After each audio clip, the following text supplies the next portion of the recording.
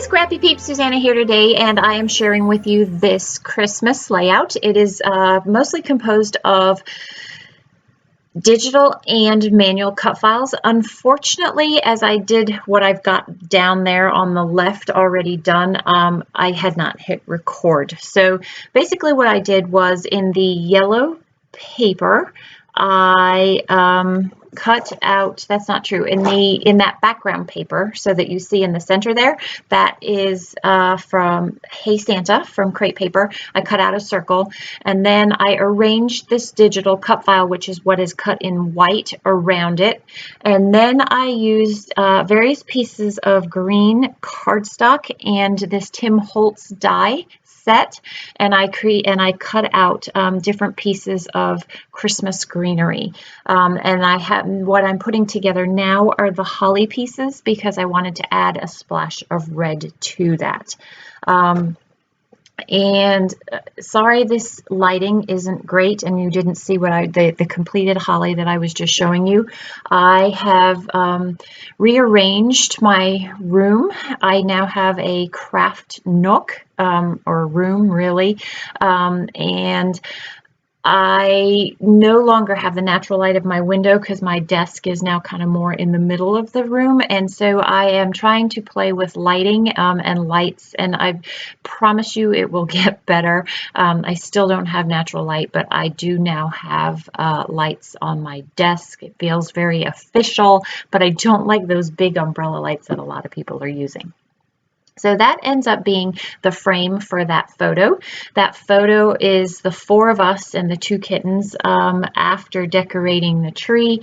We always take a picture, a family photo, after we have decorated the tree. And so that is all of us in our hats. Even the kittens have little outfits that they are wearing, and that is where I want the photo to go. So I've committed to the placement of all those things, and I will do my best to actually adhere them in the way that I have arranged them. What you can't see because of my poor lighting, and also I'm sorry, I did not do a very good job of getting my white background straight in the camera either, so I'm still playing with the distance of my tripod away from my workspace. So what you can't see is that there are actually two shades of green that I have worked with there in the cardstock, again just for a little bit of depth and variety. And yes, I did cover up most of that background there, but I will add splashes of color here and there, just like that background provided, via the sequins and a few other stickers from the collection there. So really that ends up being the bulk of the layout, because it is pretty busy and there's a lot of texture and there's a lot of dimension because I don't adhere all of those manual die cut and the electronic die cuts. I adhere what I will call the base or the stems of all of the foliage and greenery, but I will not adhere all of the leaves down because I do want that texture and the dimension in the page.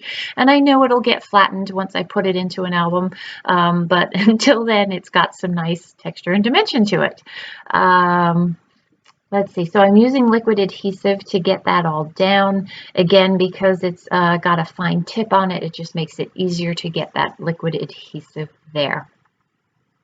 So I set this circle slightly more to the top of the layout than the bottom because you can see I'm working on top of one of the pattern papers there. My plan had been to put what I call a footer or a strip of paper down along the bottom of the layout there. I am now placing some sequins, again just for a little bit of shimmer. I'm scattering them throughout. They kind of mimic they do mimic the holly berries that are in the holly leaves bunches there. I am using some Thermoweb Zots. They're called the Bling Zots to adhere my adhesive. In the past, my sequins, they are the adhesive for my sequins. In the past, I've always used liquid adhesive, but I have found that if you don't fold the page, but if you were to move the page backwards, the sequence actually pops off. And so I have found, thank you Thermoweb, these Bling Zots, and my sequins stay adhered to my page now, no matter how I move the page. So these are the thickers that accompany the collection, and I am just using just a few, literally only 2 of the leafy sort of parts to add a little bit more color into that leafy wreath that I have there. And then I have a few of them sprinkled in. Like I said, I wanted a little bit more color in the center there.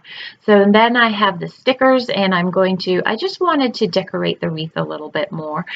So between the chipboard and the stickers, I'm going to just put just a little bit more in there. There's a lot going on, and your eye kind of moves in this circle, and I didn't want to create too much of a movement. I didn't want you to get dizzy going round and round the circle there. So this particular sticker, I just want, again, to add to that dimension, and so I've popped that up on some ThermoWeb foam adhesive, and that I wanted to, so I moved some of my embellishments there in order to make that fit and get the design elements that I wanted in there. I wanted a little something there. I felt like I had a lot of white space above that photo, and I like white space, but I felt like I needed something to give you a transition from that white space down to the photo, which seems to be pretty dark because it was probably afternoon and we had the lit tree behind us. So I just wanted something there that creates that transition for you. And I will find something. But in the meantime, I want to put a few more embellishments throughout the wreath. Puffy stickers worked nicely. I liked that little house because we literally decked the halls. That was, and so this photo and the story is about the decking of the halls and the cat's reaction to the Christmas tree. So this is what I'm going to use to provide that transition that I referenced just a moment ago.